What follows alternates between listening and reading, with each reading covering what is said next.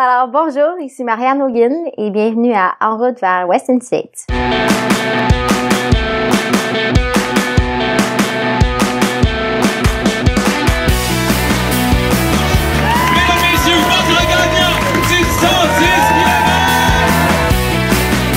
Si tu commences à te sentir bien en courant un ultramarathon, fais-toi-en pas, ça va passer.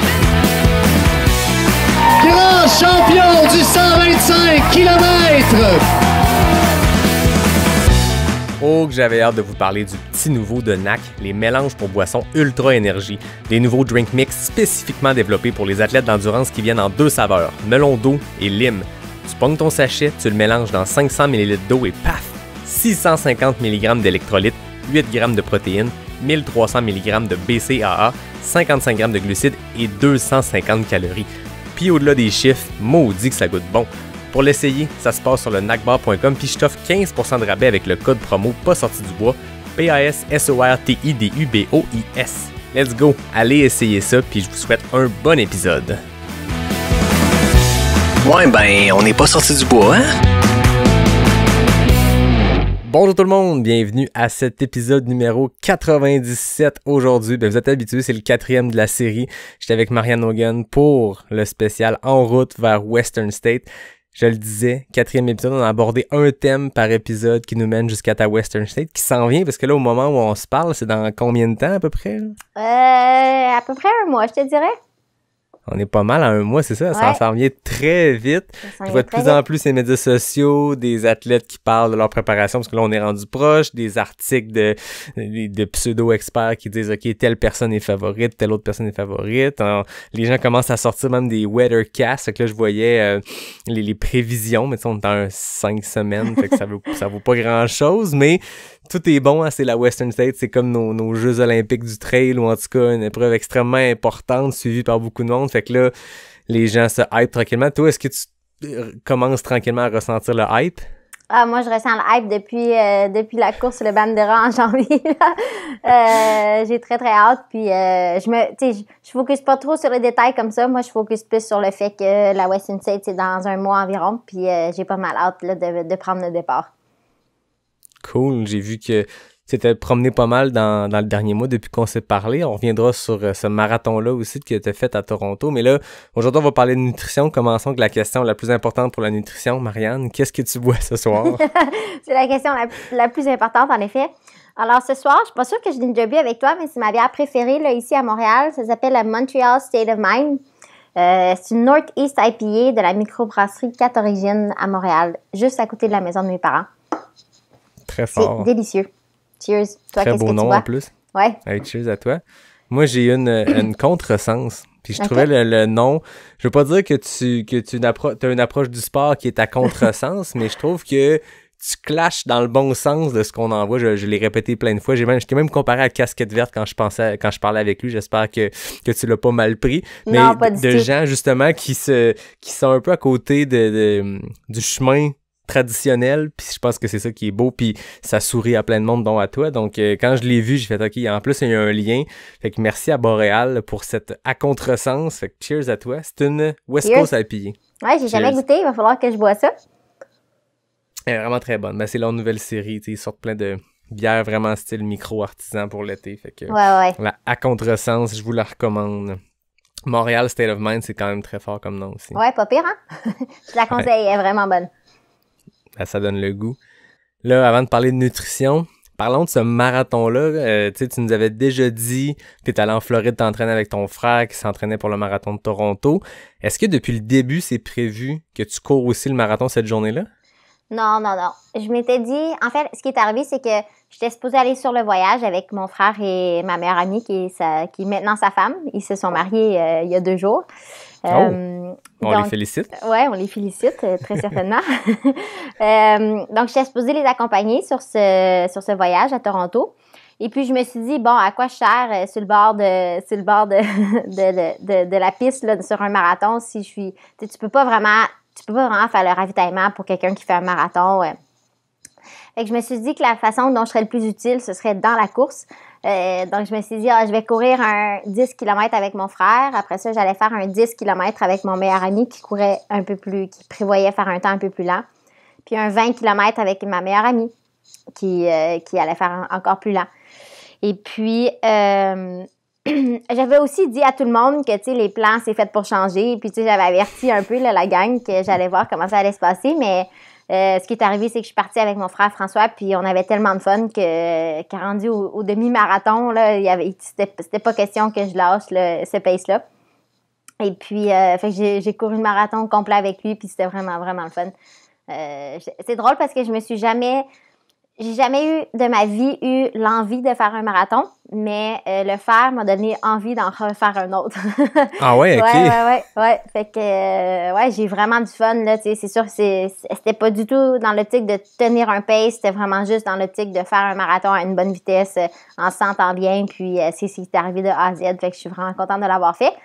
Puis en même temps, c'est sûr que ça m'a amené une certaine rassurance, là, parce que j'avais fait 0 entraînement depuis que je m'étais blessée là, à la cheville là, un peu, quasiment un mois plus tôt. Même que j'avais eu 2 semaines quasiment complètement off. Puis après ça, 2 semaines où j'étais revenue un peu en faisant plus de volume. Fait que c'est sûr que dans tous les cas, ça m'a amené une bonne dose de confiance qui est arrivée un peu par surprise, là. C'est fou quand même. C'est un bon test pour la confiance aussi, je suppose, de te blesser. Ben, c'est pas ça qui est le bon test pour la confiance, mais de revenir vite, puis de le tester rapidement aussi, puis de le tester avec une épreuve qui est quand même extrêmement taxante sur le corps. Un marathon d'asphalte, on le sait, là, je veux dire, c'est très difficile sur le corps. De le tester, de faire cette course-là à un pace très rapide, de gagner par la bande quasiment par hasard, j'ai l'impression. Puis après ça, de pouvoir reprendre l'entraînement. Pour la Western States, ça devait être tout ça ensemble, un beau mix de boost de confiance. Hein? Oui, absolument. Puis c'était un peu ça qui est arrivé. Puis quand j'ai vu que ça allait bien, je me suis dit, bon, mais je vais continuer jusqu'à temps que ça n'aille plus bien. Et puis, en fait, c'est jamais pas allé bien. Donc, j'ai continué. Je me suis sentie super bien tout le long. Et puis, je me suis dit, bon, mais écoute, maintenant que, tu sais, le lendemain, je me sentais bien encore. Ma cheville, courir sur l'asphalte, c'est beaucoup moins difficile pour ma cheville parce qu'elle est complètement stable. Fait que le lendemain, je suis retournée courir plus que 40 km. Là, donc, je me suis fait un beau double. Ça m'a donné une bonne confiance. Là, à partir de ce moment-là, je me suis dit, bon, ça y est, on est reparti. Mais quand même, il y a beaucoup de gens qui me disent, finalement, ta cheville, c'était vraiment pas si grave que ça. Mais c'est sûr qu'il y a une différence entre courir sur l'asphalte puis courir sur les trails. Là. Ma cheville, aussitôt qu'elle est instable, il faut comprendre qu'elle est encore très gonflée puis que c'est encore problématique. Mais n'empêche qu'au niveau de la forme et du fitness, ça a été une belle dose de confiance que je prenais volontiers. Là. C'est quand même fou. Fait que t'as fait ton marathon, t'as gagné ton marathon. T'as couru ça en combien de temps? Je pense que mon temps final, c'était 2h47, 50 quelque chose, là. Wow. Puis le lendemain, t'es allé refaire 40 km? Ouais. Ben, parce que je me disais, tu sais, j'avais pas pu faire beaucoup de grosse intensité. Je me suis dit, je vais miser sur ce qui est arrivé, puis je suis allée courir le lendemain. J'étais fatiguée, tu sais, mes jambes étaient lourdes, mais il y avait pas de problème, là. J'ai pu courir 40 plus kilomètres cette journée-là. Fait que ça avait fait une bonne fin de semaine choc, disons. C'est ça, un bon week-end choc. Ouais. Ben, félicitations, c'est vraiment hot. Puis félicitations à ton frère aussi, parce que je comprends que c'était fait 2h47, lui aussi, si vous l'avez couru d'un bout à l'autre. Ouais, parce qu'il voulait courir. Lui, son but, c'était en bas de 2h48. Fait que je suis vraiment contente qu'on ait pu aller chercher son temps. Puis en plus, c'est quand même exceptionnel là, de penser qu'on est capable de courir un marathon, là, tu sais. En anglais, tu dis stride for stride, là, c'est quasiment main dans la main, là, en voulant dire on a couru le marathon de fond en comble ensemble, puis c'est quelque chose qui est quand même particulier là, de pouvoir faire ça avec son frère, fait que je suis très reconnaissante envers ça, au-delà de tout le reste. Je pense que c'est ça qui est le plus marquant pour moi dans la fin de semaine. Ben, c'est trippant. C'est un bon. T'as été une bonne pacer pour lui qui a couru son marathon dans son objectif. Toi, c'était une pacer de luxe. Quand t'as quelqu'un du kilomètre 1 au 42, c'est le rêve, ton frère. Hein? Ouais, mais je dirais pas que j'étais une pacer autre qu'une accompagnatrice. Là. Je pense pas que je peux prendre le terme pacer, mais c'est sûr qu'on a couru ensemble, ça, il n'y a pas de doute. Ah ben, c'est très cool. Félicitations. Merci. Est-ce que tu as pu faire des premiers tests de nutrition? Parce que là, c'est la thématique qu'on s'était donnée pour aujourd'hui. Ta préparation, en fait, ta stratégie nutritionnelle pour la Western State. On le sait que c'est une course qui a son lot de défis. D'abord parce que c'est une course qui se court quasiment du début à la fin. Donc, tu sais, entre elles, on est souvent habitué d'avoir des portions où on sait qu'on va faire du power hike, fait qu'on peut manger peut-être un peu plus solide dans ces portions-là. Puis, quand il faut aller plus rapidement, ben, des fois, c'est plus dur sur l'estomac. Bref, est-ce que t'as une stratégie nutritionnelle pour la Western State qui est dans un mois? Ouais. Ben, j'ai une stratégie, mais évidemment un peu propre à moi-même, là. C'est une stratégie que je donne beaucoup de lousse, là, en voulant dire que j'ai vraiment un backup. Puis le backup, pour moi, c'est vraiment le nouveau drink mix, là, qui est en fait, c'est pas le backup, mais ce que je veux dire, c'est vraiment là, le centre de mon plan nutritionnel. Moi, ce que je compte faire, en fait, c'est de toujours avoir une gourde qui a le drink mix. Comme ça, je m'assure de toujours avoir des calories liquides. Ce qui est particulier avec moi, puis l'affaire à prendre en considération, c'est sûr que j'ai jamais fait une course qui est aussi chaude que la Western States. Mais moi, j'ai jamais eu de difficulté à manger dans une ultra, même que je dirais que c'est le contraire. Souvent, j'ai faim. Comme j'arrive, je me rappelle à la Bandera cette année, là, je suis arrivée au kilomètre 60, puis j'ai dit à mon crew, j'ai dit là, j'ai faim, là, donnez-moi quelque chose à manger, j'ai faim. J'étais vraiment en train de courir, là, fait que je suis capable de manger puis courir, fait que j'ai pas de difficulté à faire ça. Mais j'ai jamais fait une course aussi chaude que la Western States. Fait que ce que je veux vraiment, c'est avoir la base. C'est super important pour moi d'avoir des calories liquides. Puis je vais vraiment compter sur le drink mix de NAC pour me procurer ça. Fait que ce que je compte faire, en fait, c'est que pour les premiers 50 à 60 km, pratiquement, là, ce que je vais faire, c'est que je vais vraiment boire juste ce drink-là. Et puis par la suite, je vais commencer à rentrer d'autres calories.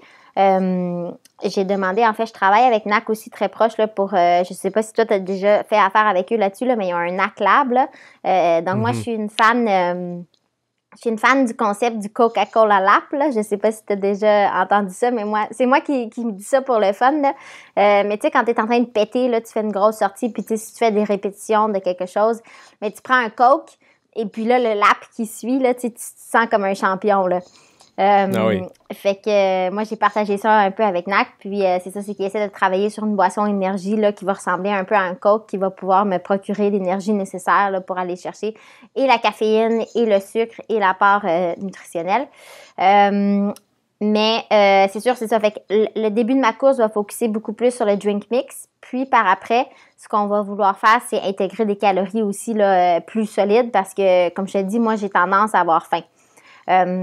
Fait que NAC travaille aussi là, sur des prototypes de gel et puis des gels qui vont amener aussi des protéines. Donc, c'est pas juste des glucides, mais c'est aussi des protéines qui est super important pour un 160 km, une distance que j'aurais jamais parcourue. Donc, c'est sûr que je veux miser sur l'énergie qui va être livrée à moi à plus long terme. Donc, c'est pas juste d'aller chercher des sucres rapides, des glucides rapides, mais vraiment un apport nutritionnel complet qui va faire en sorte que je vais être capable de durer plus longtemps. Là. Donc, ça va être quand même intéressant de pouvoir commencer à consommer ça. Et puis, c'est sûr que je vais avoir une crew qui va me suivre.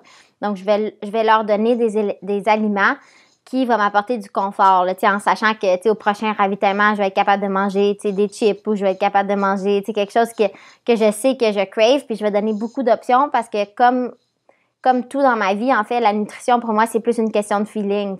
Quand tu arrives au ravitaillement, habituellement, tu sais ce que tu veux, mais c'est jamais la même chose. T'sais. Des fois, ce qui va arriver, c'est que une journée, tu vas craver des chips, l'autre journée, tu vas craver des biscuits Oreo. C'est complètement différent. Là. Fait que c'est d'avoir une variété avec ta crew de disponible rapidement puis que tu puisses prendre une décision à ce moment-là. Fait que c'est ce que je compte, faire pendant la Western States. Je comprends. Fait que toi, c'est une question de craving. Fait que tu vas te préparer à toutes les éventualités. Tu vas préparer ton crew avec toutes les cravings potentiels. Je me rappelle d'une vidéo, je sais pas si ça a été dans les stories de l'UTHC ou nous, quand on faisait l'UTHC live, on nous feedait du contenu. Je pense que il y avait Guillaume Barry puis Marjorie Barry-Villa qui était au Haute-Gorge puis qui nous faisait du contenu, qui nous envoyait des choses. Puis il y a une vidéo de toi qui passe au Haute-Gorge à la mi-parcours. Puis first, tout le monde était une mort-vivante à ce ravito-là, sauf toi. Tout le monde arrivait en début de la nuit, déjà pété parce que c'était 60 kilos, puis c'est l'avant du peloton, fait que c'est un 60 kilos qui est rentré vite. Tout le monde est bien pété, puis c'est là que beaucoup de monde ont abandonné. Puis à un moment donné, la vidéo de Marianne rentre, bien sur le party, tu sais, super joyeuse, souriante, puis tu dis tu ris, puis là tu manges, t'as les mains remplies de chips, et que je comprends que les chips vont faire partie de ta trousse de ravito de craving. Ben, je trouve que des chips, ça se prend bien, tu sais, à tout moment, comme, je trouve que c'est, tu sais, dans ma jeunesse, les chips, c'est toujours quelque chose qui était interdit, tu sais, ou quelque chose qui était spécial, puis tu sais, quelque chose qu'on mangeait dans le temps des fêtes, puis, ou, tu sais, des chips, c'est pas quelque chose que j'aurais eu dans mon alimentation de temps normal. Je trouve ça le fun que quand on fait un ultra, on se permette des petites gâteries, tu sais. Et puis, c'est sûr qu'au 60e kilomètre de l'UTHC, je suis pas en train de me restreindre niveau calories.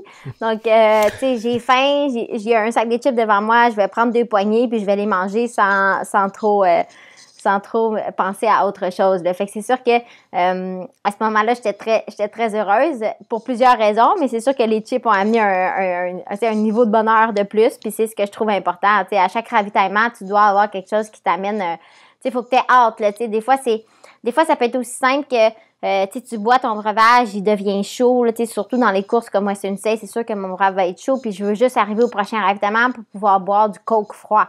Tu sais, ça peut être aussi simple que ça. Puis, des fois, c'est du Coke, des fois, c'est des chips, des fois, c'est des pickles, des fois, tu sais pas qu'est-ce que tu vas vouloir. Mais l'idée, c'est de donner beaucoup d'options à ta crew pour que quand tu arrives, t'aies ce que tu veux. Parce que je pense que, tu sais, il n'y aurait rien de plus décevant qu'arriver au 120e kilomètre puis de vouloir quelque chose puis que cette chose-là ne soit pas là.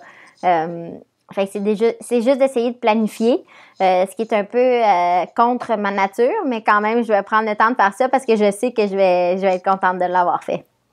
Ah, c'est ça, il y a une part de planification nécessaire parce qu'il faut que le stock soit disponible. Ouais. Au-delà de ça, tu dis que tu vas au feeling, puis je le comprends, mais pour une course que tu sais qui va être challengeante pour plein de raisons, ça va être ta plus longue course à vie. C'est une course qui est extrêmement rapide pour un 100 miles, qui n'a pas beaucoup de répit ou de longues montées où tu sais que tu vas faire un power hike pour te donner un break de course. Là, c'est assez rapide tout le long, ça va être très chaud.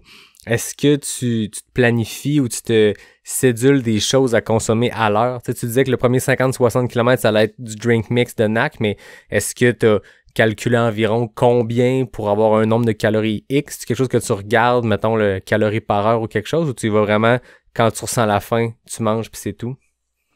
Non, souvent, ce que je fais, c'est, tu sais, je sais un peu ce que... Moi, je suis pas quelqu'un qui ne craque pas de la nutrition, mais je suis quand même très intéressée par ça. Donc, je sais en fait combien de calories ont certains aliments. Donc, souvent, je me dis, OK, d'ici le prochain ravitaillement, il faut que j'aie mangé X nombre de calories.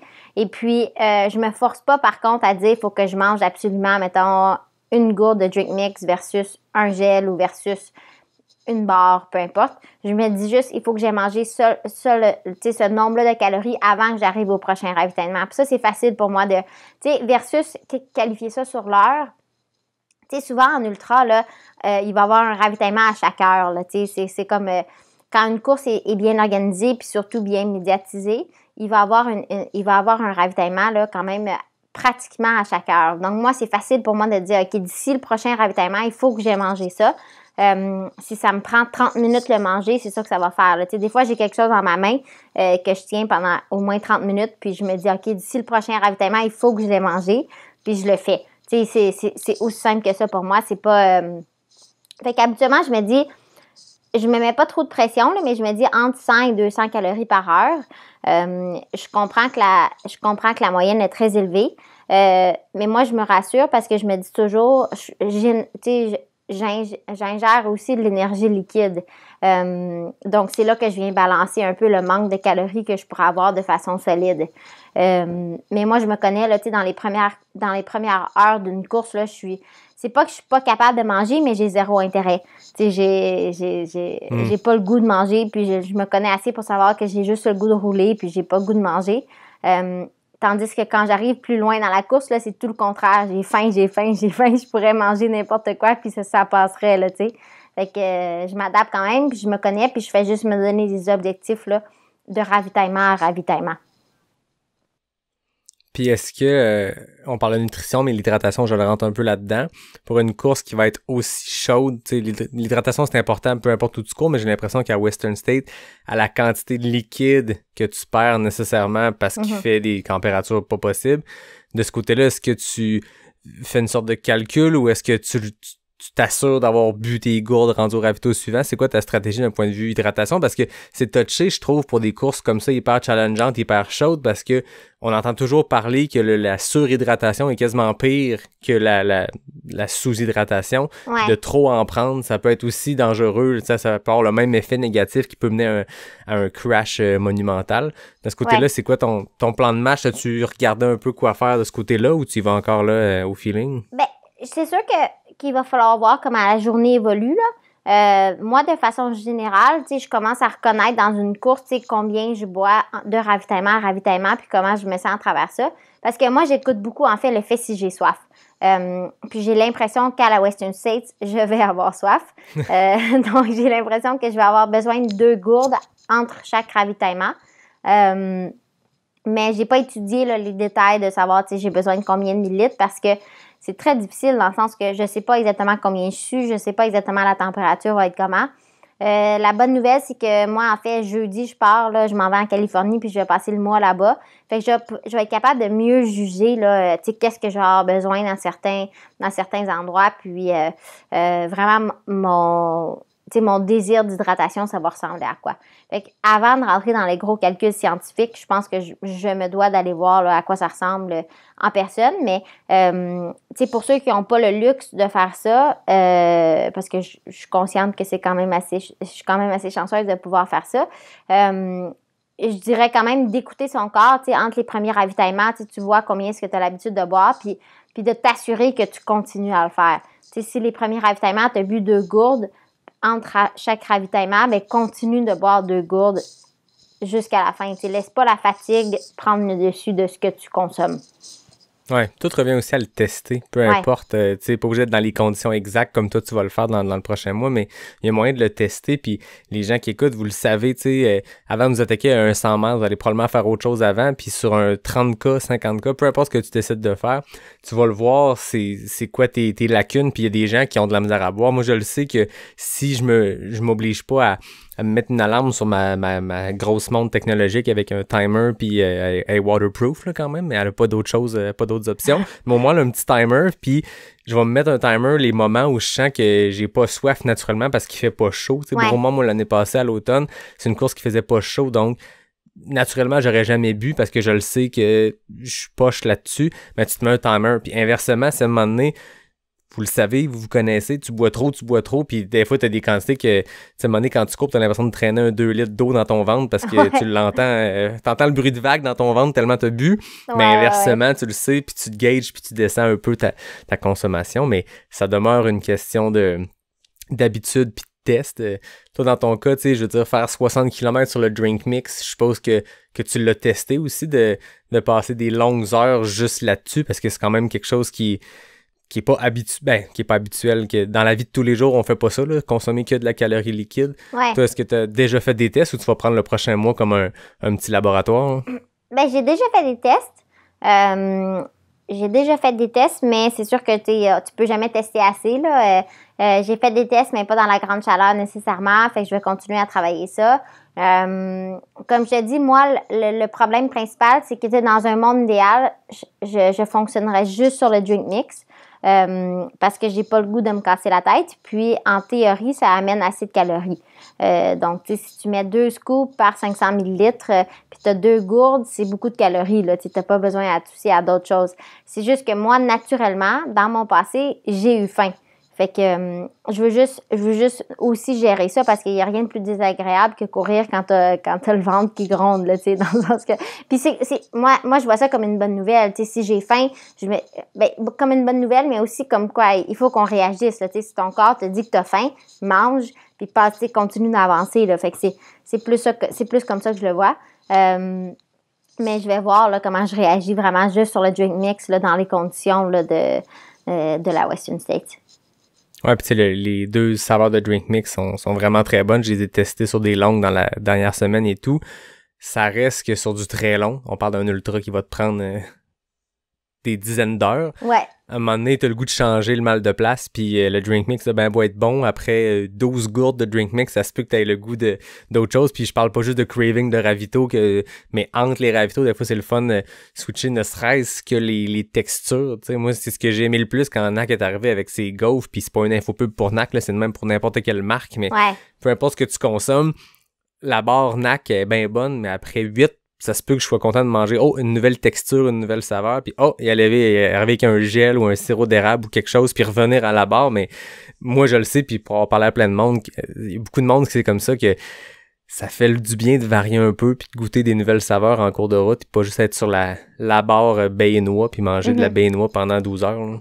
Ouais, absolument. Absolument. Mais moi, c'est juste que j'aime aussi, tu sais, avoir quelque chose sous la dent. Donc, c'est sûr qu'à un moment donné, je sais que je vais en vouloir. Puis là, c'est juste moi, c'est juste d'avoir des options. Donc, tu sais, planifie tes options, regarde qu'est-ce que tu as le goût quand tu arrives au ravitaillement, puis agis rapidement. Tu sais, passe pas aussi 2 minutes à te demander qu'est-ce que tu veux, là, tu sais.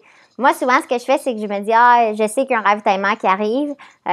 Qu'est-ce que j'ai le goût? Tu sais, je me pose la question avant d'arriver au ravitaillement. Je sais qu'est-ce que j'ai donné à ma crew, donc il n'y aura pas de surprise.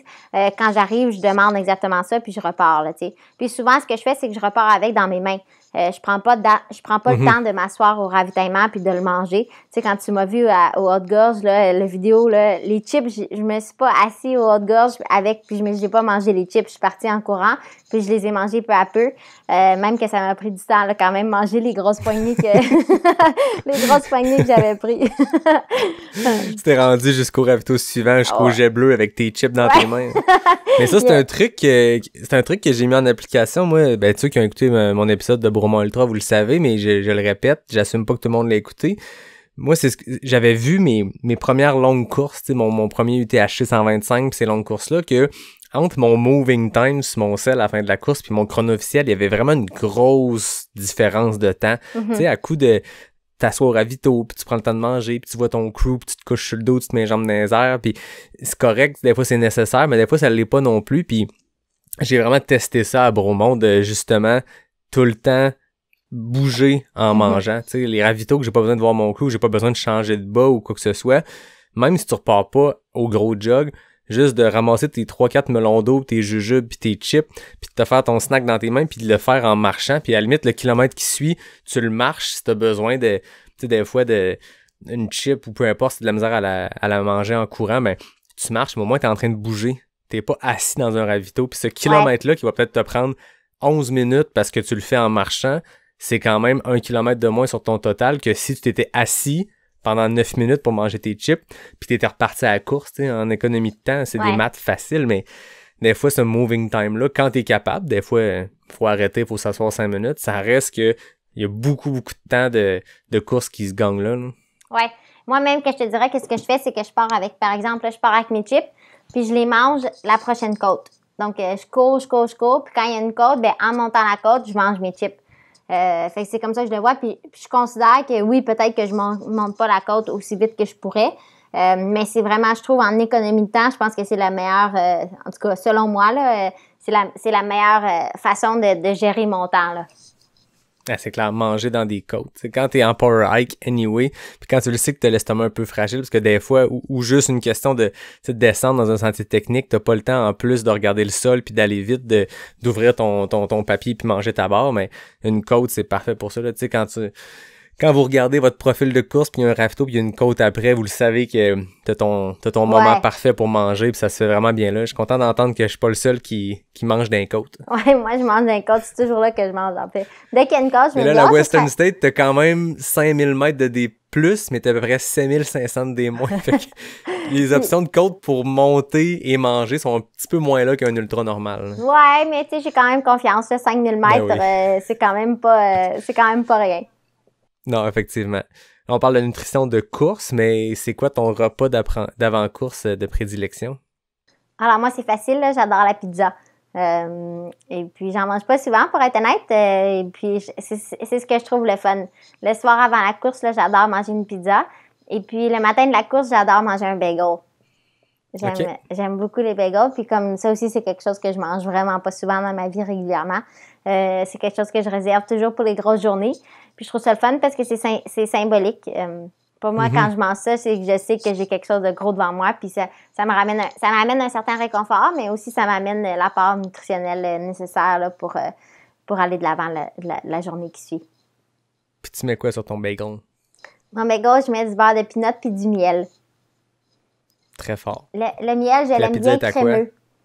C'est pas le miel liquide, le miel blanc, là, crémeux, je trouve que ça fait une grosse différence. Et puis la pizza, ça dépend. J'y vais un peu à la saveur de où est-ce que je suis. Je suis pas très difficile. Donc ça va dépendre dans quelle pizzeria est-ce que je vais la journée d'avant. Puis est-ce qu'il y a une bière avant ou pas? Non, je prends pas de bière. Bien que je pense que mon corps est assez habitué. J'en prends pas parce que en fait, je suis convaincue quand même que ça a un effet sur, je pense pas que ça a un effet sur le corps, mais je pense que ça a un effet quand même sur la digestion. Et puis, étant donné que tu es à veille de mettre ton corps là, dans un stress assez intense, là, je pense pas que boire de la bière va nuire à ton ultra tant que ça, mais je pense que si tu stresses ton corps au maximum, comme on le fait dans un ultra, puis quand on va vraiment de façon là, intense, j'ai juste peur que là, ce soit trop de stresseur là, sur le corps niveau digestion. Fait que c'est la seule raison pourquoi je prends pas de bière. Ben, c'est très sage. Mais comme tu dis encore là, ça revient à tout le monde. Vous vous connaissez. Puis Carl Melzer est un coureur américain c'est lui qui a le plus de victoires sur 100 miles de l'histoire du monde. Le gars, c'est un des meilleurs coureurs qu'il a jamais eu. Lui, c'est un burger, frites, bière la veille d'une course, puis il gagne le lendemain. Puis d'autres mondes, ils sont la veille déjà, ils ont de la misère à manger parce qu'ils sont stressés, fait qu'ils vont avec des petites pâtes qui vont bien passer. Puis encore là, c'est de quoi? Comme n'importe quoi, là, faut le tester. T'sais, ton repas d'avant-course, teste-le pas avant ta course la première fois. Pas.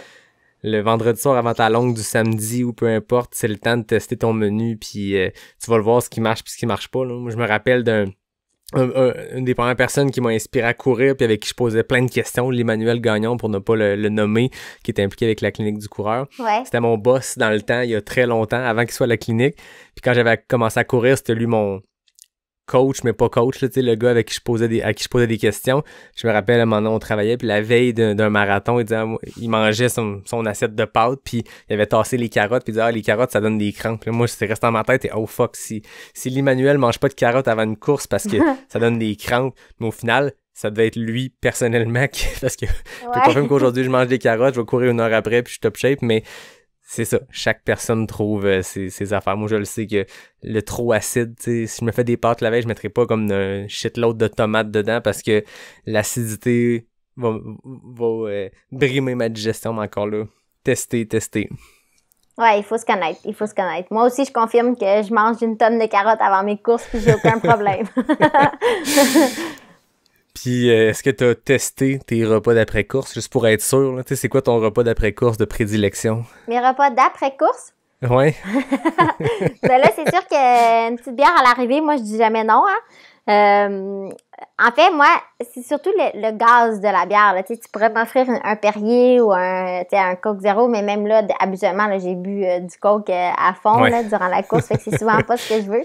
Mais je trouve que le gaz dans une bière, ça aide beaucoup. Là. En fait, ça vient juste un peu reposer ton estomac. Mais moi, là, c'est tout le contraire. Tu sais, souvent, dans la course, j'ai pris tellement de sucre, puis c'est tellement plus de sucre que je suis habituée de consommer que j'ai une grosse envie de salade. Là. Tu sais, souvent, quand je finis une course, je veux juste de la verdure, puis tu sais, parlez-moi de rien d'autre.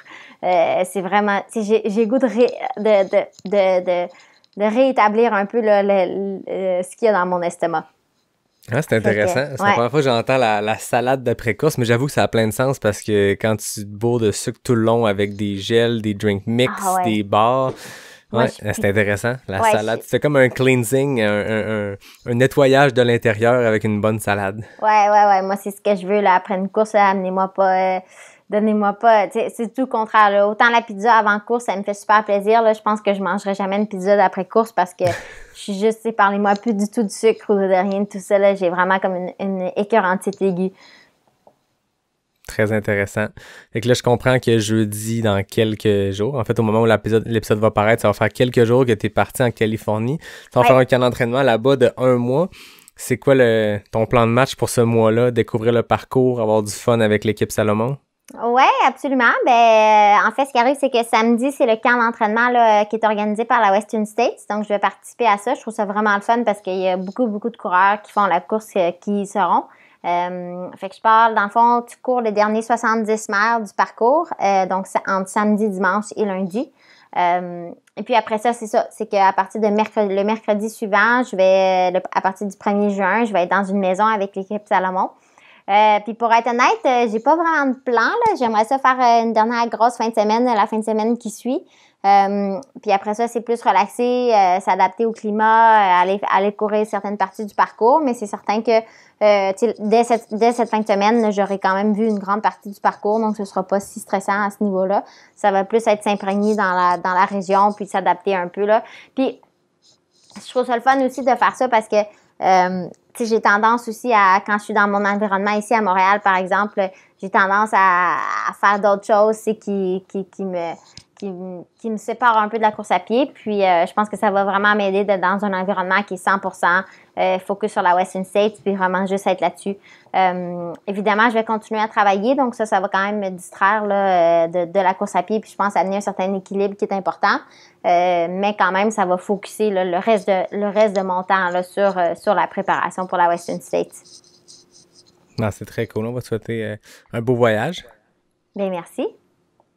Alors, avant qu'on termine, je te le disais, avant qu'on commence à enregistrer, moi, pour mon 100e épisode, pour le 100e et le 101e, en fait, j'ai réservé le Faux Mouvement Québec, un café full impliqué dans la communauté de course. Puis, il y a 26 places, c'est tout petit.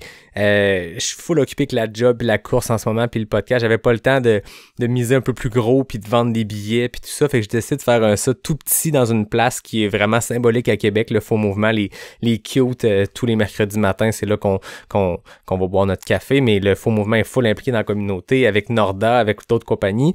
Puis, je me suis dit, on va faire tirer des places pour les gens qui vont écouter les épisodes, pour les auditeurs, parce que, bien sûr, j'ai invité des amis proches, de la famille, mais 26 places, ça va très vite. Puis, c'est important pour moi qu'il y ait des gens dans la place qui sont des auditeurs de première ligne de Pas sorti du bois. Donc, depuis l'épisode 96, on donne des indices pendant, puis la première personne qui m'écrit avec la bonne réponse ou avec l'indice ou peu importe, remporte 2 places pour ça. Donc, ceux qui écoutent, si vous voulez participer, assurez-vous d'être dispo le dimanche 12 juin à 16h. C'est un 4-7. Ça serait plate de vous faire gagner puis vous pouvez pas être là. Mais là, tantôt, tu as parlé de quelque chose, le Coca-Cola Lap, c'est ça? Oui, le Coca-Cola Lap.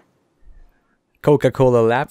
Ceux qui écoutent, la première personne qui va m'écrire sur le Instagram de Pas sorti du bois, Coca-Cola Lap, avec la bonne orthographe, on vous l'épellera pas. La première personne qui va m'écrire ça, et qui est disponible le 12 juin, et qui a le goût de venir boire une boréale ou boire un bon café du Faux Mouvement en écoutant mes 2 invités et moi, vous remportez votre place. Fait qu'on le dit une dernière fois, Marianne. Coca-Cola Lap. Coca-Cola Lap. Voilà. Donc, ça sera... je voulais qu'on trouve quelque chose qui avait un lien avec l'épisode, fait que c'est fait. Première personne qui va m'écrire ça. Boum! 2 places pour l'enregistrement pour ce 100e épisode-là. J'enregistre le 100 et le 101, puis j'ai déjà mes invités, puis vous voulez pas manquer ça. Fait que, voilà. J'ai bifurqué, mais je trouve ça important de donner un petit indice pour les gens qui écoutent. C'est correct, le fondateur des Cute, Thomas Duhamel, les Cute à Montréal, là, qui a amené ça à Québec, qui m'a amené au Faux Mouvement, puis c'est un très beau spot vrai? Pour aller boire un espresso, absolument. Effectivement, dans le petit Champlain en plus, sur le bord du fleuve. L'équipe qui est là sont full impliqués. Il y a un club de course qui court plusieurs fois par semaine. Bref, le Faux Mouvement, c'est très cool. Puis tu parlais de Thomas, c'est lui qui a fondé, qui a reparti les Cute Québec après avoir contribué au lancement des Cute à Montréal. Puis les Cute Québec, c'est rendu gros pas mal. Je sais pas, je veux pas dire l'élève dépasse le maître ou je sais pas, mais Cute Québec, je pense qu'en ce moment, la communauté est grosse. Puis il y a plus de sorties que Cute Montréal. Il y a Cute Sherbrooke aussi maintenant, donc belle gang de buveurs de café qui courent, donc un petit club de course. Oui, je pense définitivement que l'équipe de Québec a dépassé l'équipe de Montréal. Mais c'est parce que Thomas est rendu à Québec aussi, bien que je sais qu'il est occupé et qu'il n'est pas toujours là à les runs, mais c'est cool de voir, il faut passer la flamme là, souvent. Exactement, mais de toute façon, Thomas est toujours là. Il est pas toujours là, mais en fait, il est toujours impliqué, puis il est jamais bien loin. Non, quand il est jamais bien loin, c'est ça. Quand il y a un plan un peu débile qui se trame, là, Mathieu Fortin, que j'avais reçu au podcast quand c'était sa fête, puis que l'on faisait une run pas possible, Québec jusqu'au chute Montmorency, puis on remontait, puis on se promenait. Qui était là avec sa poussette et son bébé dedans, mais c'était Thomas. Donc, il est toujours là, toujours là. Demeure. On peut toujours compter sur lui, ça c'est certain. Exactement. Fait que là, on le disait, c'est dans 1 mois la Western State, tu t'en vas en camp d'entraînement. Il nous reste, mine de rien, 2 épisodes de cette série-là. On va se parler juste avant la course. On va parler cette fois-là plus de crew puis de stratégie de course s'il y en a une, parce que à t'écouter depuis le début de cette série-là, on comprend comment t'as une approche très décontractée puis relaxe du sport, mais en même temps, c'est une course, j'ai hâte de voir c'est quoi ton plan de match, ou même ton plan de match plus logistique avec le crew. Ça reste que c'est toujours intéressant pour les gens qui écoutent de qu'est-ce que le crew fait pendant ce temps-là. Puis c'est une course, la Western State, qui permet beaucoup d'accès au crew, fait que ça va être intéressant de jaser ça. Et le 6e de la série, ben ça va être l'après-course. Je sais pas si, comme Elliott l'année passée, on va se parler juste le lendemain, ou si on va se laisser une couple de jours pour que tu retombes sur tes pattes et tout ça, mais je pense que ça va être super intéressant ce qui s'en vient. Puis je tiens à te remercier d'embarquer dans cette série-là. C'est le 4e que je charge. Je sais que les 3 premiers, ça a vraiment bien marché. Les gens m'écrivaient, je pense qu'ils trippent. Je pense que ce qui fait le succès de ton approche du sport, c'est que ça résonne auprès de tout le monde, peu importe le niveau, peu importe si c'est des gens qui se battent pour des golden tickets ou qui se battent pour finir un 5 km route, peu importe. Je pense que ça résonne auprès des gens, puis c'est vraiment le fun que c'est généreux de ta part, en fait, de t'asseoir avec moi une fois par mois, puis qu'on en jase comme ça, puis qu'on propage la bonne nouvelle. Ben écoute, je te remercie beaucoup. Là. Ça a commencé à faire du temps depuis notre 3e, fait que je suis contente qu'on ait pu s'asseoir ce soir pour en discuter. Là. C'est sûr que c'est un plaisir. Puis pour moi, c'est ça l'Ultra Trail, là, c'est faire partie de la communauté, puis partager tes connaissances et ton plaisir, le fun. Je pense que ça se partage avec tout le monde, peu importe la vitesse à laquelle tu cours. Là, c'est vraiment ma philosophie, puis la raison pourquoi je cours les ultras. Fait que merci beaucoup de donner la plateforme là, pour partager tout ça. Mais voilà, ça finit, c'est le mot de la fin, c'est parfait. Moi, je vais juste rajouter que je remercie David Hébert pour le design graphique, je remercie Fred Desroches pour le thème musical, je remercie NAC qui est ton partenaire, mon partenaire. NAC qui est partout. Je voyais aujourd'hui que NAC est rendu un des sponsors officiels du Gaspésia 100. NAC est full impliqué des 2 côtés de l'Atlantique, c'est beau à voir aller. William, Min, toute l'équipe, toujours aussi solide dans le développement de produits. J'ai l'impression qu'à chaque fois qu'on pense que NAC sont comme OK, ils sont allés plus loin que quelque chose, puis là tu te dis OK, ils vont rouler là-dessus un bout, mais non, il y a une autre affaire qui arrive, puis ils lâchent pas. Puis je dis pas ça parce que c'est le partenaire du podcast, ils sont juste vraiment le fun à suivre, puis c'est le fun d'une compagnie qui est vraiment dédiée 100% trail. Il y en a quelques-unes, même au Québec il y en a quelques-unes, mais NAC, tu sens qu'ils ont les valeurs à la bonne place, puis ils sont super impliqués dans la communauté, puis ils font beaucoup, donc on les remercie. Puis à tout le monde, je vous dis à la semaine prochaine pour le prochain épisode de Pas sorti du bois, le podcast 100% trail.